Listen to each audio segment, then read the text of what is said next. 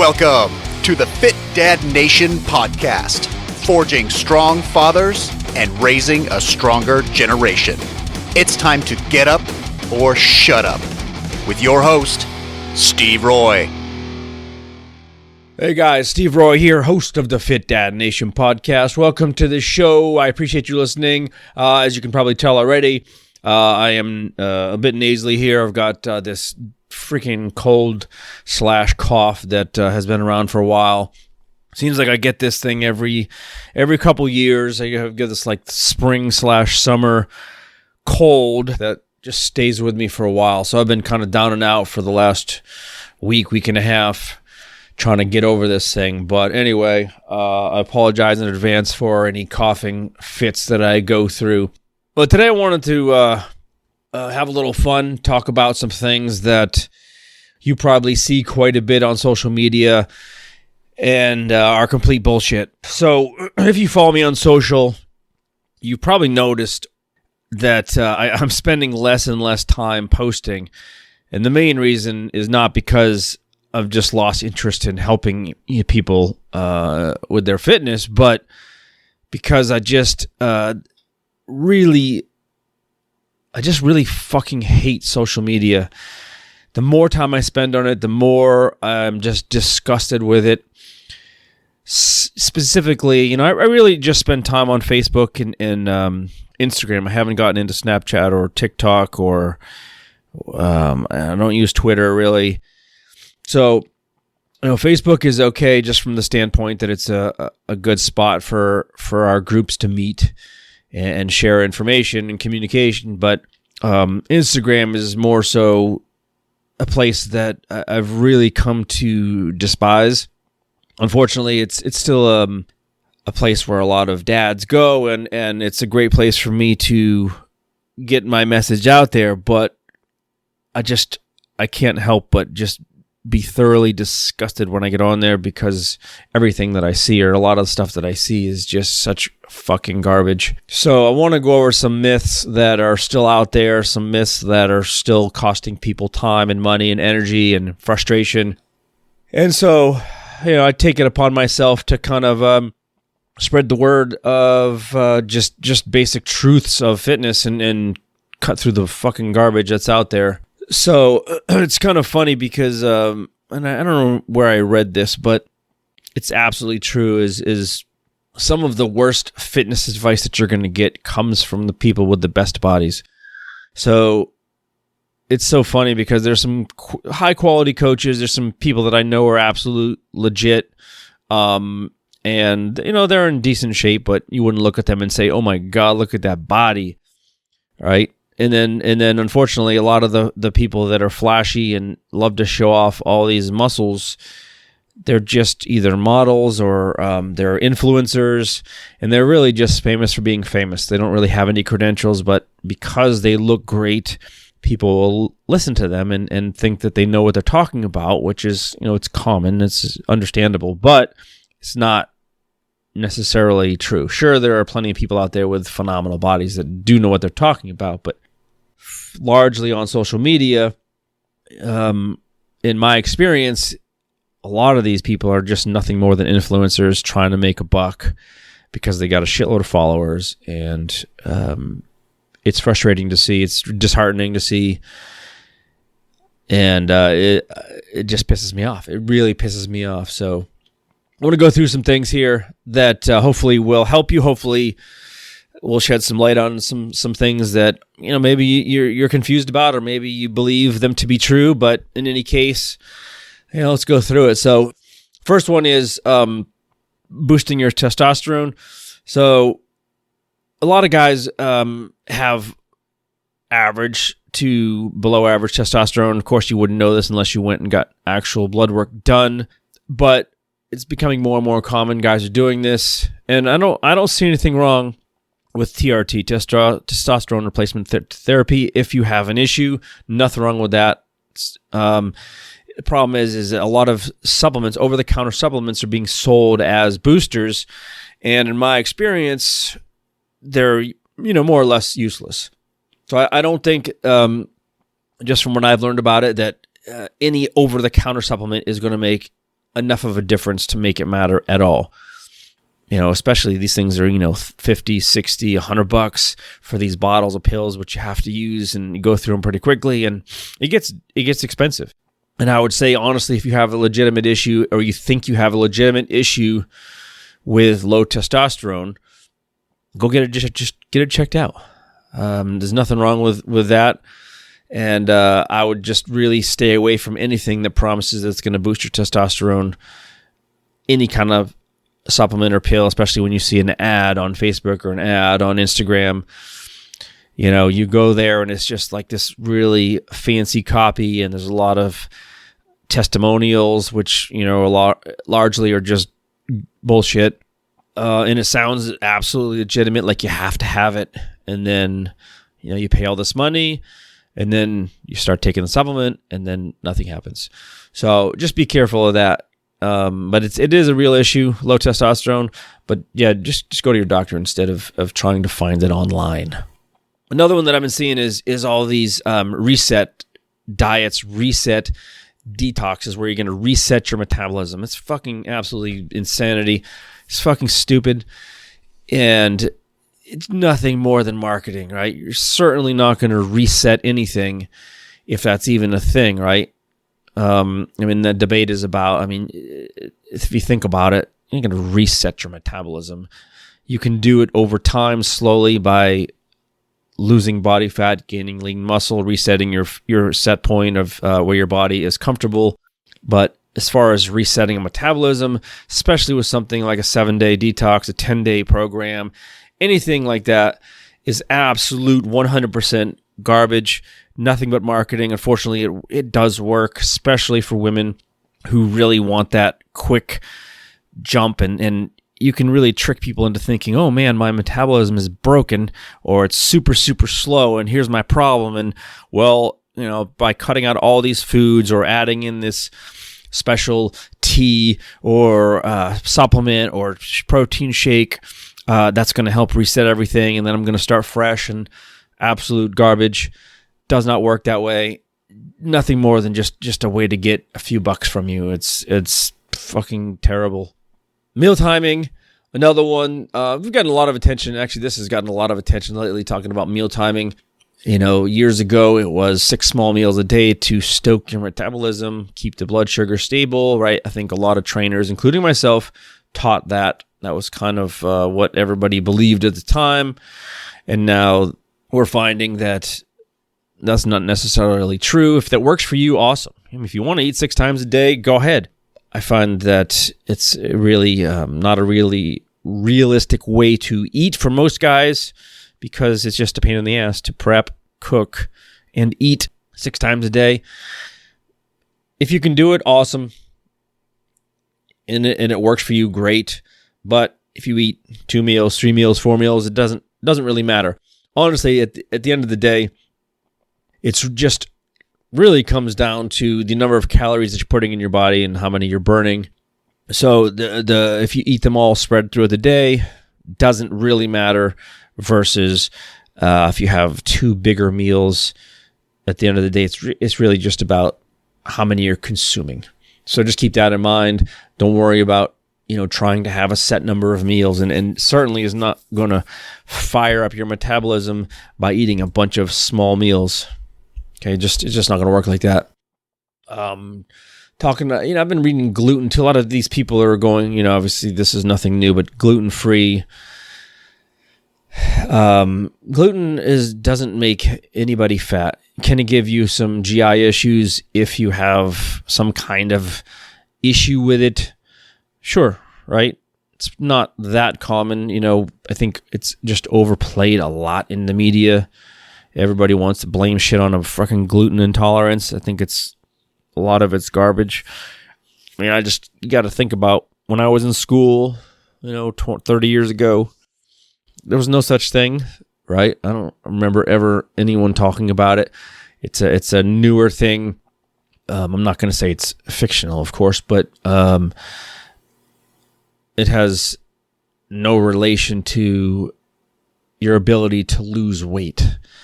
Okay, it can give you the shits, can cause some bloating, cause some discomfort in your internal organs, right? You're not going to feel great if you have a real true sensitivity to it or a problem with it. You have celiac disease, something like that. But for most of us, I don't worry about it. Let's see here. Let's talk about lemon. Oh, man, this is so annoying when you see stuff like lemon water or apple cider vinegar being touted as a way to help you lose weight. Absolutely ridiculous. No science at all behind that shit. Again, just another marketing trick. Lemon water, not so much, because there's really, you're not going to make any money off of lemon water. But with apple cider vinegar, people are pushing that shit, selling apple cider vinegar as this cure-all for all kinds of shit, including fat loss, which is fucking stupid. Just there's no science at all that backs that. Maybe it has a few health benefits in there, but so does eating fruit and vegetables, right? Just, stick with normal foods. You don't need to add apple cider vinegar to anything, especially if you don't like the taste of it. It's just stupid. And, water, obviously, we want to be drinking enough of it. If you like lemon in it, it's just going to add a flavor of lemon. It doesn't going to help you at all when it comes to losing weight or anything to do with your health or fitness. Nothing at all. I don't want to touch on this too much, this next one, because it's a huge, huge topic, but it's just worth noting again, and I've talked about this in the past, but when someone says that a certain diet is the best way to eat, and just my point really for something like this is, just because it works for one person, 10 people, 1,000 people, 100,000 people, whatever, doesn't mean it's going to work for you, right? It's a very personal thing, a diet, and it has to work for you because it has to be something that you, number one, can get results on. Number two, it's healthy for you and your body. And number three, it's something you can do consistently, right? Anybody can force themselves into a diet for a short period of time and sacrifice and be miserable and just grind it out, right? Anybody can do that, right? Just like eating a bunch of stuff you don't want to eat, or eliminating everything that you enjoy eating, or having to take some kind of weird supplement, detox, something that tastes like shit because you think it's helping, right? Anybody can grind it out for a while, even months, but it's not sustainable because you're just, you're fighting your natural instincts and you're hating it, right? It's just not going to last very long. If you're somebody like me, I don't love vegetables. I like fruit. I have a few vegetables that I eat, but I do well with like an ancestral approach to eating, like a primal / paleo diet. So I can, I eat a lot of meat and eggs, right? That's, like my main thing. I'm not going to go carnivore because just eating nothing but meat doesn't sound good at all, but I can base most of my meals around a protein and then just supplement it with some fruits and vegetables and, have some few nuts here and there and cooking oils and stuff like that. And that's fine. That works for me. I would never go vegetarian or vegan because I don't like vegetables that much. So again, something that comes down to personal preference. There isn't a particular diet, and you've seen this, you've heard it, no doubt. Someone will come to you and say, "Oh man, you look great. What happened?" Well, I did, the keto for, I've been doing keto and I'm down 45 pounds. And all of a sudden, keto becomes the answer. It becomes the solution to your weight loss problems. But the problem is most people don't think enough about it to say, okay, wait a minute. Is this actually going to work for me? Because for the last 40 years, I've been eating 50% of my calories from carbohydrates. But, Kevin here said he lost all this weight with keto and he doesn't have any carbs. So this must be the answer, right? And what happens is you say, fuck it, and you go for it. And within a few weeks, you're absolutely miserable, right? Maybe not even that long, maybe a week, right? You're absolutely miserable because your body is like, what the hell's going on? I don't know what happened. I don't have my carbs here. Your stomach is going crazy. Your energy is going crazy. You've got a headache. You don't feel like getting out of bed. And that doesn't make sense because there's no reason to suffer that much just in the sake of losing some weight. Because great, let's say you just tough it out, you grind it out, and 2 months later you're down 18 pounds and you're like, hell yes, I'm down 18 pounds. But guess what? You've just spent the last 2 months of your life absolutely miserable, hating everything. You're grumpy all the time. You're miserable at work. You're snapping at your wife. You're short with your kids. You have no patience. All you want to do is go to bed. Your workouts suck because you don't have any energy. Does this make sense? Of course not. That makes no sense to do that in the sake of losing a few pounds, because guess what? You're going to go back to eating carbs because you can't take it anymore. So you go back to eating how you were before, but maybe just a little bit healthier. And then the weight starts trickling back on. Before you know it, a couple months go by and you're only down 5 pounds total. And now you spent all this time and you're almost back where you were before. And you spent all this time being miserable because it just didn't work, because it didn't make sense for you. So forget what Kevin says.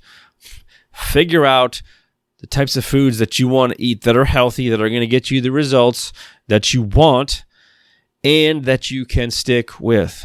If it's a carnivore diet, like you just love meat, you could eat nothing but meat all the time, eggs, and try it out. Why not? Right? A lot of people are doing it. A lot of people are having success on it. But maybe that's not for you. Try something else. Just try something that will work. But think about it first and think about, is this healthy? Is it giving me results? And could I see myself doing this long term, right? Don't think about it as a short-term thing. Hey, I want to do this for a month, try it out, and sacrifice everything. No, think about, can I do this for a year? Can I do this for 5 years, right? Is this a way for me to eat for the rest of my life? And, there's your answer. All right, moving on. Talking about, I think I talked about this specifically a while back, and that's intermittent fasting. Fasting still very popular in social media. Nothing wrong with it. Has some benefits, absolutely. But I will say that there's absolutely nothing at all magical about fasting. It doesn't help you with anything other than really controlling the number of calories that you're eating, because you have to become very mindful about what you're eating. So it's still very possible to overeat when you're fasting, even if let's say you're fasting 16 hours a day, you're eating during 8 hours or even less. So it's absolutely possible still to overeat and ultimately gain weight. Is it harder?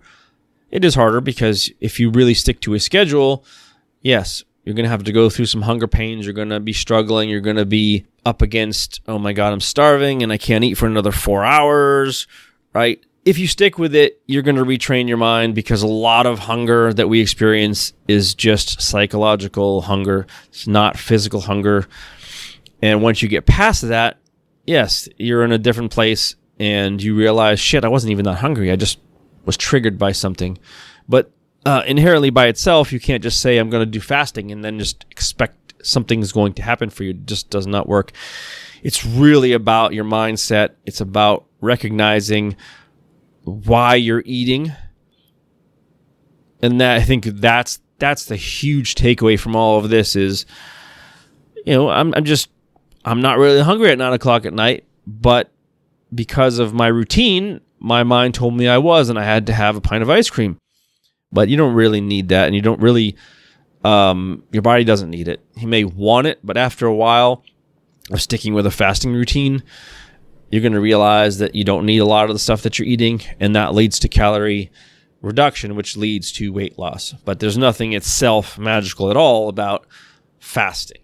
I want to talk about weight loss as it equates to being healthy. And I want to say that losing weight does not equal health. It doesn't. So is it healthier to be thinner?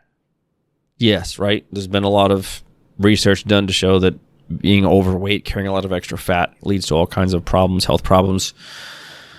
But by itself, just losing a bunch of weight doesn't mean you're healthier. And what I mean by that is, if you lost 50 pounds going on some extreme crash diet and you lose a bunch of weight quickly. The scale looks better, but what have you really done to your body? When you look at it, you've lost some body fat, sure.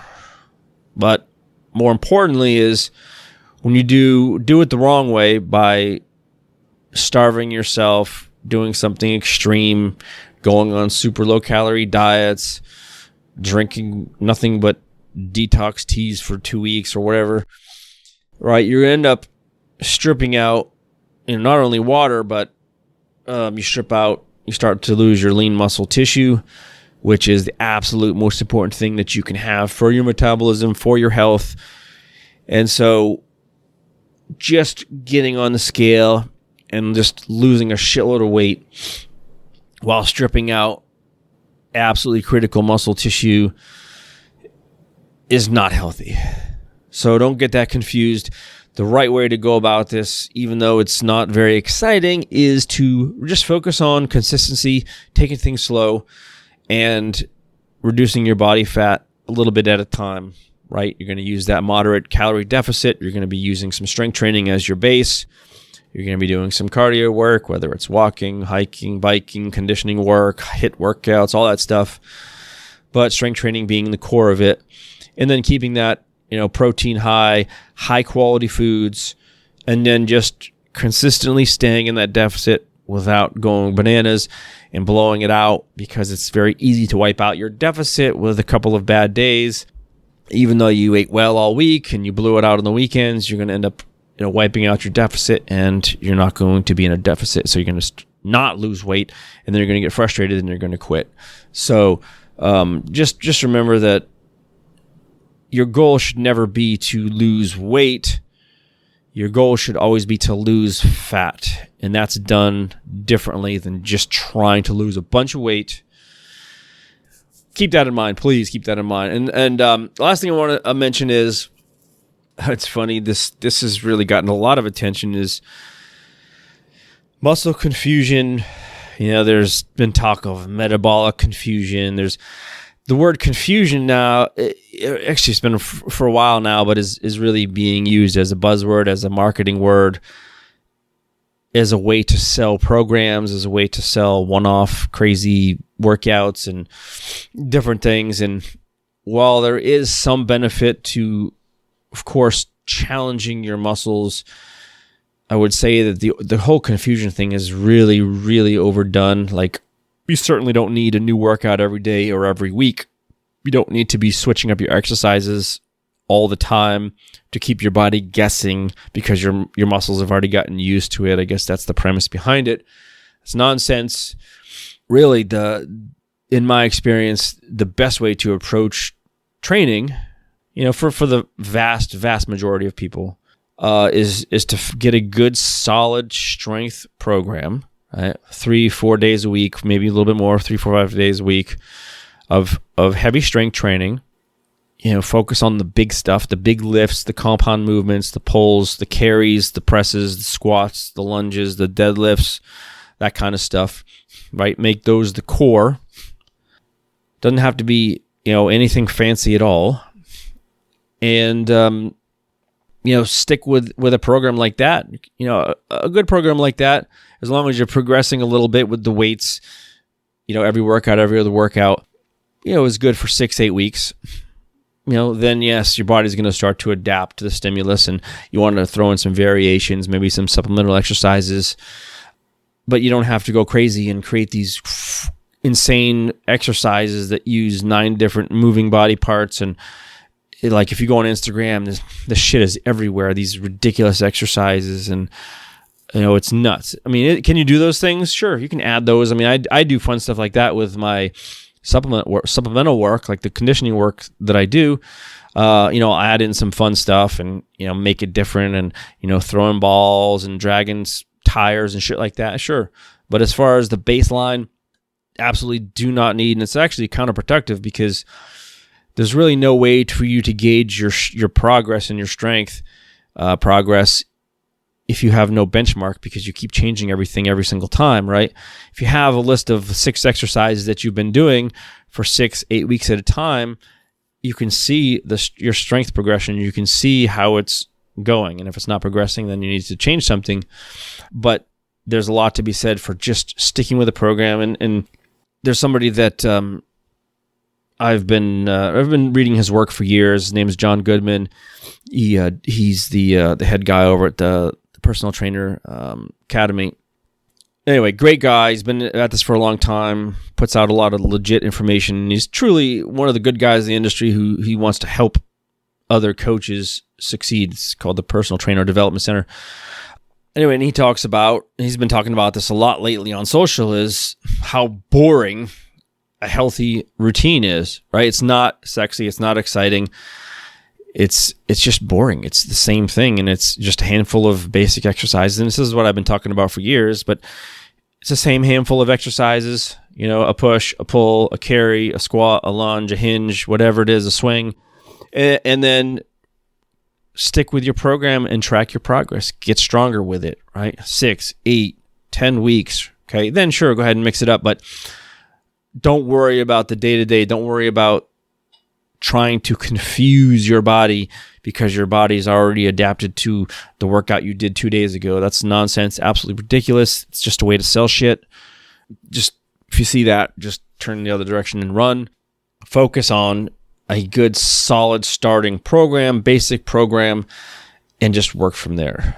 So, anyway, guys, those are just a few things. I think that was about 10 things that were just on my list here to talk about that were just absolutely nonsense. So again, my hope is that, you listen to this stuff and it saves you some time, some energy, and some money.